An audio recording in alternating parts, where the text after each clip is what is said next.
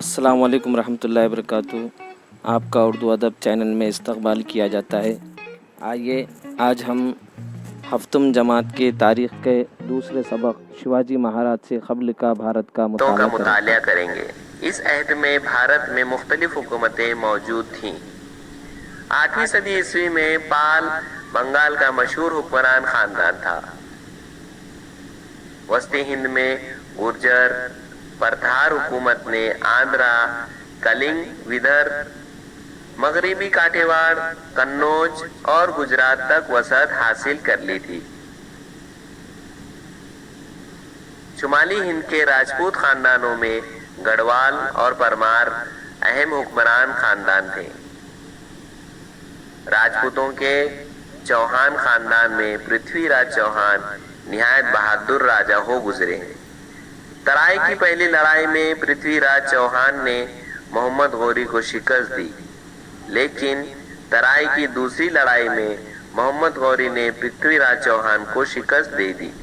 تامل ناڈو کے چول خاندان کے راجاؤں میں راج اول اور راجندر اول اہم تھے۔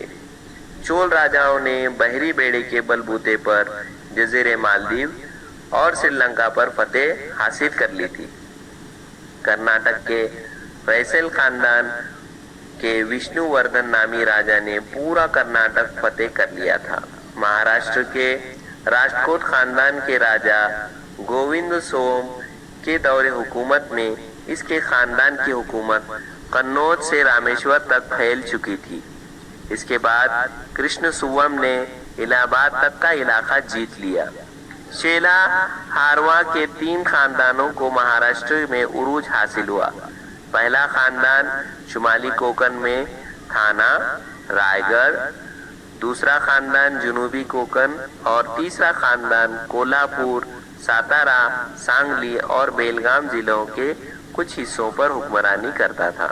شیواجی مہاراج کے قبل کے عہد میں آخری پرشکوہ حکومت مہاراشٹر کے یادووں کی تھی۔ اورنگ آباد کے قریب دیوگری یادو خاندان کا راجا بھلم پنچم کی راجدھانی تھی۔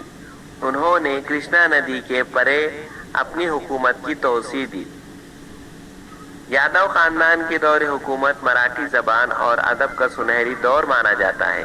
اس دور میں مہاراشٹر میں مہانوبھو اور وارکری فرقوں کو عروج حاصل ہوا۔ شمال مغربی جانب سے حملے۔ مہاراشٹر میں راجکوٹ اور یادو جیسے مقامی خاندانوں کی حکومت تھی، لیکن شمال مغرب جانب سے آنے والے حملہ وروں نے مقامی حکومتوں کو جیت کر اپنا اقتدار قائم کیا۔ درمیانی زمانے میں وسط ایشیا میں عربوں کی حکومت قائم ہوئی۔ حکومت کی توسیع کے لیے عربوں نے بھارت کا رخ کیا۔ 8ویں صدی میں عرب سپہ سالار محمد بن قاسم نے سندھ پر حملہ کیا۔ وہاں کے راجا دہرا کو شکست دے کر انہوں نے سندھ فتح کر لیا۔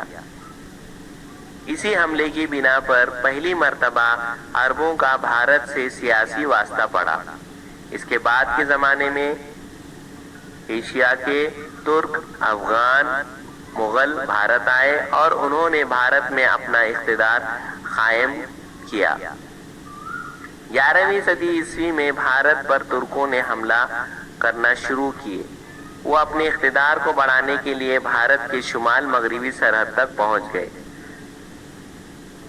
غزنی کے سلطان محمود نے بھارت پر کئی حملے کیے۔ ان حملوں میں انہیں متھرا، ورنداون، قنوج اور سومنات کے خوشحال مناظر سے بڑی دولت ہاتھ آئی، جسے وہ اپنے ساتھ لے گئے۔